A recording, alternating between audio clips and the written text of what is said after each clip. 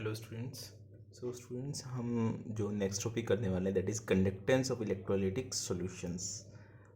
जो 10th class में तुम लोगों ने रेजिस्टेंस तो पढ़ ही लिया होगा, रेजिस्टेंस, ओम्स लॉ वगैरह। ये शायद 11th 12th में भी आता है, कौन सी क्लास में आता है? 10th क्लास में तुमने पढ़ा है फिजिक्स में। तो सबसे पहले electrical resistance, actually it is the opposition of a material, okay, to flow electricity from it, okay।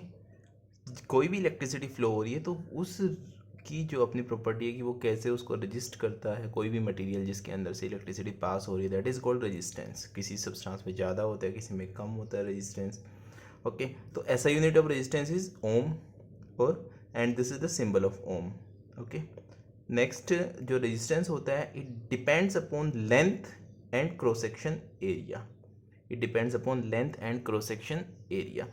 So directly proportional to length. जैसे कंसिडर करो कोई वायर है, वो जितनी ज़्यादा उसकी लेंथ ज़्यादा होगी उसका रेजिस्टेंस उतना ही ज़्यादा होगा, उसके अंदर से उतनी ही कम इलेक्ट्रिसिटी फ्लो होगी।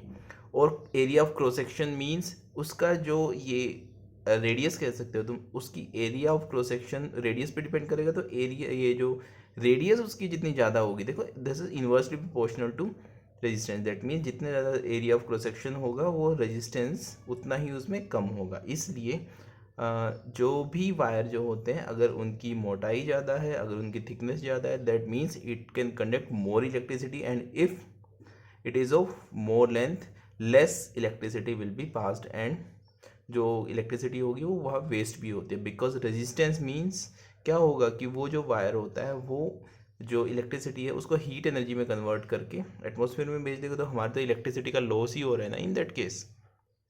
इसके बाद आता है कि अगर हम ये प्रोपोर्शनैलिटी कांस्टेंट का साइन हटाते हैं, then R is equal to rho L by A. This is proportionality constant, okay, rho बोलते हैं इसको, and this is resistivity, okay. इसको क्या बोलते हैं? रजिस्टिविटी। अगर रजिस्टिविटी का फॉर्मूला हमें कैलकुलेट करना तो क्या करेंगे, एरिया को इससे आर से मल्टीप्लाई कर देंगे और लेंथ इसमें डिवाइड में आ जाएगी। So rho will be equal to R A by L. इसकी जो यूनिट होती है वो होती है दिस इज ओम सेंटीमीटर, या फिर in case of metre ohm metre. ऐसा यूनिट तो मीटर होती है, इसलिए ओम मीटर इसकी ऐसा यूनिट बोल सकते हो तुम लोग, ठीक है। देन आफ्टर हम बात करते हैं रजिस्टिविटी जो होती है उसका एक और दूसरा नाम होता है, क्योंकि आजकल IUPAC बोलती है कि इसको रजिस्टिविटी मत बोलो, इसको बोलो specific resistance, okay. So specific resistance means resistivity. Specific क्यों है? क्योंकि अगर हम रजिस्टिविटी और रेजिस्टेंस के बीच में रिलेशन निकालें, अगर length and cross section area दोनों 1 1 हो, यहाँ पे इसकी वैल्यू भी 1, इसकी वैल्यू भी 1, तो resistance is equal to resistivity हो जाएगा। सो एक स्पेसिफिक कंडीशन में रेजिस्टेंस और रेजिस्टिविटी इक्वल है, so we can say this is a specific resistance, okay. So the you can tell the this definition of resistivity or specific resistance, that it is the resistance offered by a substance when unit length and unit area of cross section is there in the material. Then after its SI unit is ohm meter or ohm centimeter, I have already told you. Then after resistance का opposite जो होता है वो होता है conductance, और resistivity का opposite होता है कंडक्टिविटी। रजिस्टिविटी मीन्स इलेक्ट्रिसिटी का फ्लो रोकना, और कंडक्टिविटी का मीन्स इलेक्ट्रिसिटी का फ्लो होना। सो रजिस्टिविटी एंड कंडक्टिविटी एक दूसरे के अपोजिट है, या you can say specific resistance and specific conductance are opposite to each other. Similarly conductance and resistance are equal opposite to each other. So इस formula से ही हम सब कुछ कैलकुलेट कर सकते हैं। जैसे कि अगर हमें कंडक्टेंस निकालना, तो कंडक्टेंस क्या होगा, 1/r, ji is equal to 1/r, और ये अपोजिट हो जाएगा सारा फॉर्मूला। एरिया जो है वो ऊपर चला जाएगा, 1/r क्या होगा, इसका इन्वर्स मीन्स ए ऊपर एल डिनोमिनेटर में एंड रो भी डिनोमिनेटर में, ए एल रो। तो 1/रो क्या होता है, अभी बताया था ना, this is resistivity and inverse of resistivity is conductivity, this is kappa, this symbol is kappa. थोड़ा सा डिफरेंट होता है के से, and kappa is conductivity, okay, और you can say specific conductance. This is area and this is length. So एक ही formula से हमारे पास ये फॉर्मूला डिराइव हो गया। Then after SI unit of conductivity, जो कंडक्टिविटी होती है उसकी एसआई यूनिट क्या होती है, चलो एक बार इसी से मैच करते हैं। जो रेजिस्टेंस है इसका अपोजिट क्या है, कंडक्टेंस है। कंडक्टिविटी, और अगर इसकी यूनिट देखें हम, कंडक्टिविटी की क्या यूनिट थी, ओम मीटर, तो 1 बाई कंडक्टिविटी है तो ये नीचे ले आए। उसके बाद एरिया की यूनिट क्या होती है, मीटर, और लेंथ की unit sorry metre square, and length की यूनिट मीटर, तो मीटर ये कैंसिल। ओके, तो 1/रो बच गया, 1/ओम बच गया, जिसको बोलते हैं मो या फिर सीमन। क्या बोलते हैं, सीमन। सीमन क्या है, 1/ओम है। तो यहाँ जो the SI unit of conductivity is siemen per centimetre, that mean siemen is 1/ओम। आगे लिखवाया भी हुआ है मैंने, the SI unit of conductance is siemens, and siemen is inverse of ohm, और it is also called mho. Spelling opposite हो जाती है, ओम का वापस मो, वो भी बोलते हैं इसकी यूनिट को, कंडक्टेंस की यूनिट को। देन आफ्टर कंडक्टिविटी जो होती है वो किसके इक्वल हो जाती है, कंडक्टिविटी किसके इक्वल हो जाएगी, कंडक्टेंस। जैसे रजिस्टिविटी रेजिस्टेंस के इक्वल हो जाती है, कंडक्टिविटी कंडक्टेंस के इक्वल हो जाएगी। कब, जब लेंथ 1 मीटर और area of cross section 1 metre square, that means दोनों यूनिटी ले ले तो ये हो जाएगा। एक और बात, ये मैंने जानबूझ के डाला है, ये कई बार एंट्रेंस एग्जाम में आ जाता है कि 1 siemens per centimetre equal to how many siemens per metre. देखो, क्योंकि we know very well 1 metre equal to 100 centimetre, but यहाँ ये सेंटीमीटर और ये मीटर इनवर्स, मतलब ये डिनोमिनेटर में कंसिडर करेंगे हम इसको, और डिनोमिनेटर में कंसिडर करेंगे तो ये वाली वैल्यू जो है ये इससे छोटी होगी। ठीक है, this will be 100 times smaller than this value. So 1 semen centimetre पर centimetre equal to 100 semen per metre.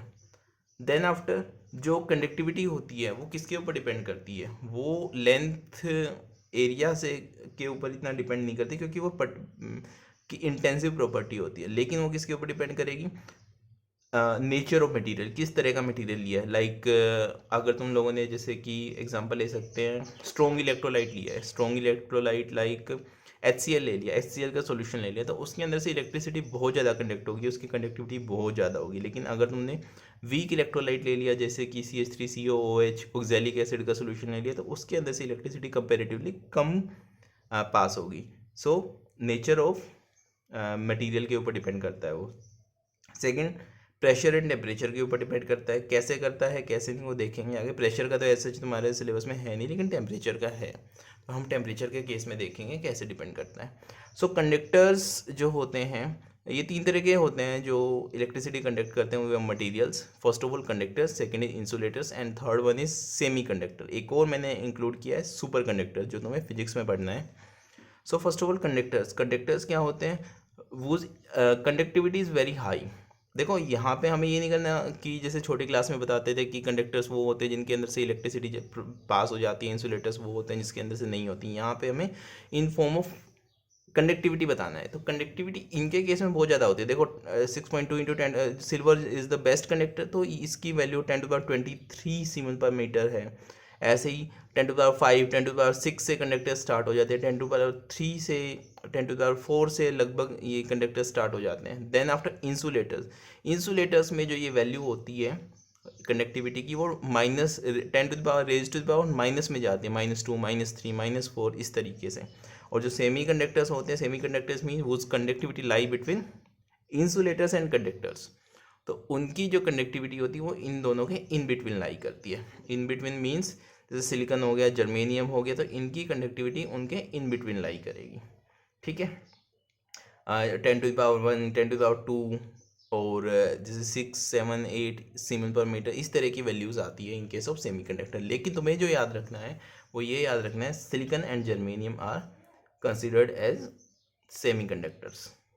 Then after superconductors क्या होते हैं, देखो superconductor however is not possible, but फिर भी 99.99% अगर कोई कंडक्टर अपने अंदर से इलेक्ट्रिसिटी पास कर दे, मतलब उसका रेजिस्टेंस जो है वो नेग्लिजिबल हो, इन that case that is called super conductor.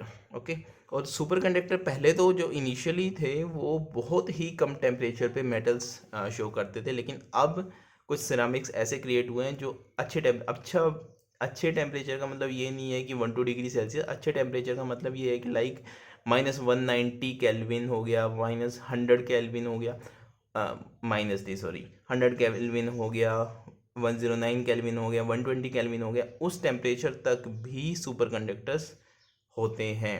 लेकिन पहले होते थे जैसे कि बहुत कम टेम्परेचर पे, जैसे कि एग्जांपल मर्क्यूरी जो होता है वो लगभग 4 केल्विन पे behave like a super conductor. Okay, देखो मैंने बताया अभी नेग्लिजिबल उसका रेजिस्टेंस होता है, तो उसकी रेजिस्टिविटी ऑलमोस्ट जीरो कंसिडर करके चलते हैं।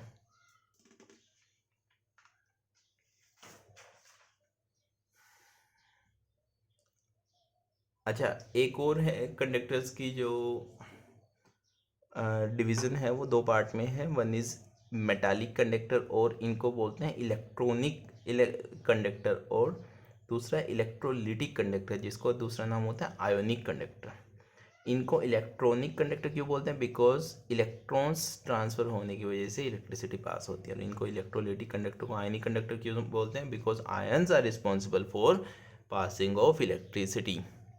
सो first of all what are metallic conductors? So metallic conductors जो होते हैं, जैसे मेनली मेटल्स ले सकते हैं, लेकिन यहाँ पे हमारा मेटल का मतलब नहीं है, हमें यहाँ पे इलेक्ट्रॉनिक कंडक्टर के बारे में बताना है। सो जिस भी कंडक्टर के अंदर से जो इलेक्ट्रिसिटी होती है that is due two electron, that is called, देखो जो मैंने सेकंड लिखा हुआ है ना पॉइंट दोनों के केस में, वो इनकी डेफिनेशन को बताता है कि conduction is due to flow of electrons and in these case conduction is due to flow of ions. इसका मतलब सीधी सी बात ये है कि यहाँ पे इलेक्ट्रोलिटिक कंडक्टर्स कोई सॉल्यूशन लिए हैं और यहाँ पे प्योर कंपाउंड्स लिए हैं। ठीक है, जैसे कि अगर तुम एग्जांपल लो तो आयरन है, कॉपर है, जिंक है, मरकरी है, जो भी मेटल्स होते हैं, इसके अलावा ग्रेफाइट होता है, they are good conductor of electricity but their electricity is conducted by one electron, only electron, sorry. इसमें देखो क्योंकि मेटल्स के अंदर कोई डिकम्पोजिशन नहीं होती, डिकम्पोजिशन होनी क्यों है? क्योंकि इलेक्ट्रॉन्स ट्रांसफर कर रहे हैं। लेकिन यहाँ पे क्या होता है, जब तक जैसे HCl है, HCl का सोल्यूशन क्या है? Electrolytic conductor. जब तक HCl H pure Cl negative में ना डिसोसिएट हो जाए तब तक क्या होगा, उसके अंदर से इलेक्ट्रिसिटी पास नहीं होगी। सो इनके केस में डिसोसिएशन होता है और इनके केस में डिसोसिएशन नहीं होता। देन आफ्टर अगर हम बात करें टेम्परेचर के साथ, मेटालिक कंडक्टर में टेम्परेचर के साथ क्या होता है, कंडक्टिविटी डिक्रीज़ होती है। मेटल्स जो होते हैं, हमारे घर में जो वायर्स हैं, अगर टेम्परेचर इंक्रीज़ किया जाता है तो क्या होता है, उनकी कंडक्टिविटी डिक्रीज़ होती है। But in case of electrolytic solution क्या होता है, टेम्परेचर इंक्रीज़ करने के साथ कंडक्टिविटी इंक्रीज़ होती है। क्यों होता है ऐसा? इसके पीछे रीज़न ये है, जैसे अगर इसकी बात करें, तुम्हें पता है जितना ज़्यादा टेम्परेचर बढ़ाएंगे जो पार्टिकल्स हैं वो उतने ही ज़्यादा डिसोसिएट होंगे, एक दूसरे से दूर जाएंगे, और जितने ज़्यादा दूर जाएंगे तो आयंस का आपस में अट्रैक्शन नहीं होगा and they will participate more in passing the electricity. And in this case क्या होता है इसमें,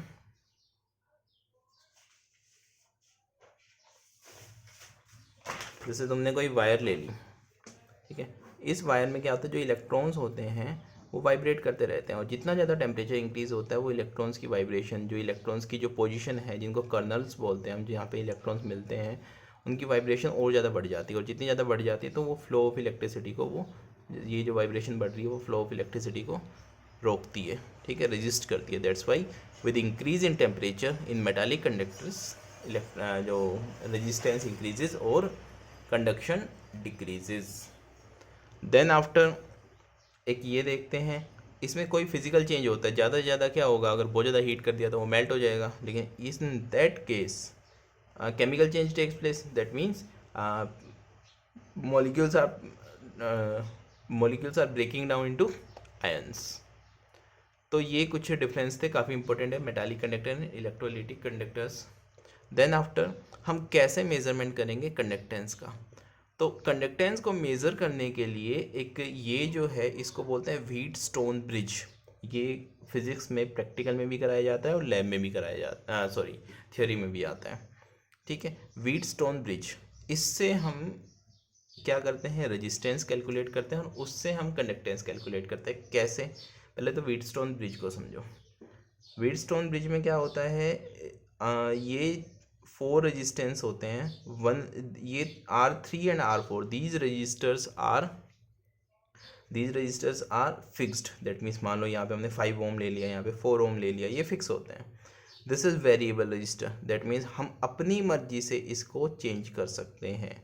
और दिस इज़ अननोन रजिस्टर, जो हमने सॉल्यूशन लिया है यहाँ पे वो हमें नहीं पता वो सॉल्यूशन कितना रजिस्ट करता है किसी चीज़ को, ठीक है। तो हमें अगर नहीं पता तो हम इसको क्या बोलेंगे, अननोन, ठीक है। अननोन सॉल्यूशन का हमें रेजिस्टेंस अगर पता चल जाए तो हम क्या कर सकते हैं, उसका जो कंडक्टेंस है वो कैलकुलेट कर सकते हैं। तो कैसे करेंगे देखते हैं। फर्स्ट ऑफ ऑल इसमें एक और बात ध्यान रखना, जो ये वेरिएबल रेजिस्टेंस होता है इसको हम वेरी करते हैं कब तक, यहाँ जो ये P है ये क्या करता है, ये एनालाइज़र कह सकते हो तुम, ठीक है, या डिटेक्टर कह सकते हो। जो डिटेक्टर होता है ये क्या करता है, ये एक तरह के स्टेथोस्कोप यूज़ करते हैं या कुछ इस तरह की चीज़ें यूज़ करते हैं। क्या होगा, इस रजिस्टर को चेंज करते रहो और जब यहाँ पे साउंड प्रोड्यूस होनी बंद हो जाती है, दैट मीन्स अगर यहाँ पे कोई भी डिफ्लेक्शन शो ना हो, बिल्कुल ज़ीरो हो जाए, उस केस में हम चलते हैं, क्या बोलते हैं, व्हीटस्टोन ब्रिज क्या हो गया, बैलेंस हो गया। और जब तक नहीं होता तब तक हम इस रजिस्टर की वैल्यू चेंज करते रहते हैं। जैसे ही वो व्हीटस्टोन ब्रिज बैलेंस हुआ उसके बाद हम ये इक्वेशन यूज़ करते हैं, ये आपस में इनको multiply R2 into R3 is equal to R1 into R4। और ये दोनों नोन है, ये वेरिएबल है लेकिन इसकी वैल्यू हमें पता होती है, जितना भी चेंज करते हैं उससे इसकी वैल्यू आ जाएगी, R2 की वैल्यू आ गई। अब R2 की वैल्यू से कैसे हम जो स्पेसिफिक रेजिस्टेंस या स्पेसिफिक कंडक्टेंस कैलकुलेट करते हैं वो हम देखते हैं। जैसे कि हमें पता है, ये फॉर्मूला तो पता ही है, R is equal to rho L by A, और 1/ρ क्या होता है, kappa L by A. Then after this is G star. G star क्या होता है, कुछ देर पहले मैंने बताया था कि एल बाई ए जो होता है इसको सेल कांस्टेंट भी बोलते हैं, and cell constant is denoted by G star. तो अगर हम सेल कांस्टेंट को देखें, G star is equal to क्या हो जाएगा, this G star equal to R into kappa. जैसे ये एल बाई ए हमने क्या ले लिया, G star, R into kappa आपस में मल्टीप्लाई हो जाएंगे, रेजिस्टेंस हमारे पास यहाँ से आ ही गया।